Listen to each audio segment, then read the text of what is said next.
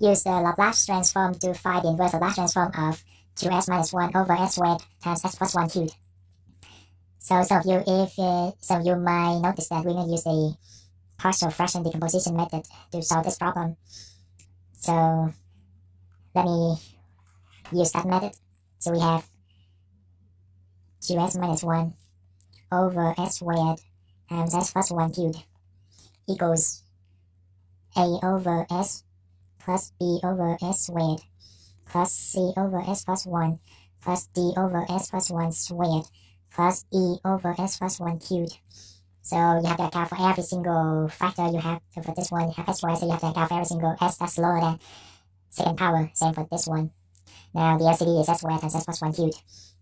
So on the left side, I have 2s minus 1. On the right side, I have as times s plus 1 cubed plus b times s plus 1 cubed plus c s squared times s plus 1 squared plus d s squared times s plus 1 plus e s squared.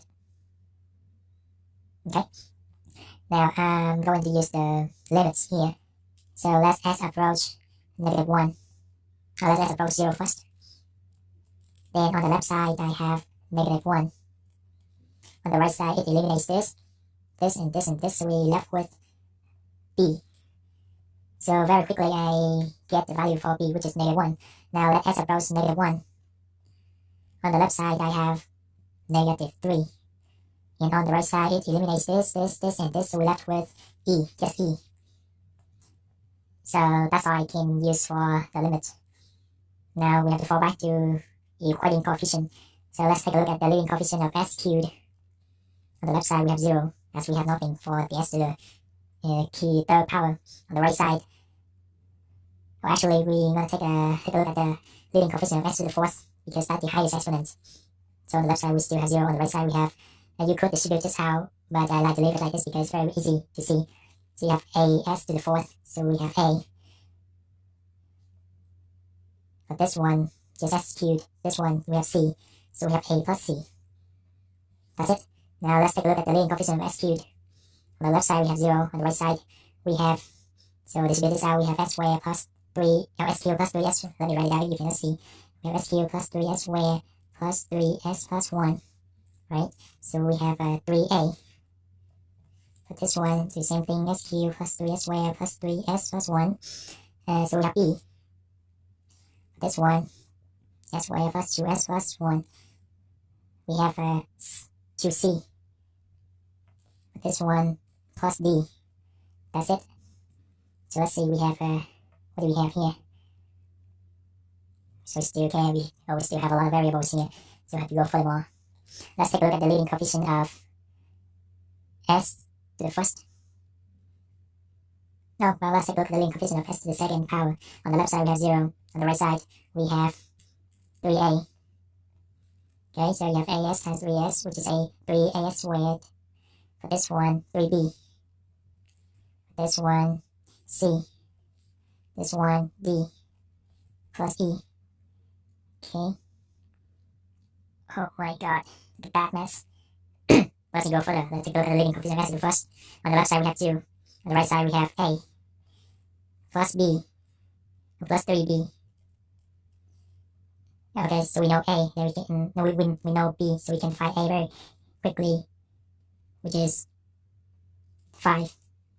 So actually, we don't need this. So we know a, we know b. Oh, we know a, so we can find c.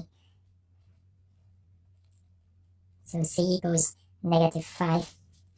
Now we know a, b, and c, so we can find d, which is what? So plug in a, 5, 15, 14, 14, 4, negative 4. Okay, now plug those back in here. So basically we have the Laplace transform of this. Let me go it all the way down here. Equals L inverse of a over s, and a is 5, plus L inverse of b over s, where b is negative 1, plus L inverse of c over s, and c is negative 5, plus L inverse of d over s squared, and d is negative 4 over s plus 1 squared, plus L inverse of e over s plus 1 cubed, and e is negative 3. That's all we have. And for this one, L inverse of 5 over s is just 5. For this one, factor out negative 1, and then the L inverse of 1 over s squared is t. For this one, L inverse factor out negative 5, L inverse of 1 over s plus 1 is equal to e to the negative t. For this one, factor out negative 4, and then L inverse of this is equal to basically same as this. It's kind of similar to that one, so we have t, right, over s squared, but we have a shift here, so it's going to be e to the negative t.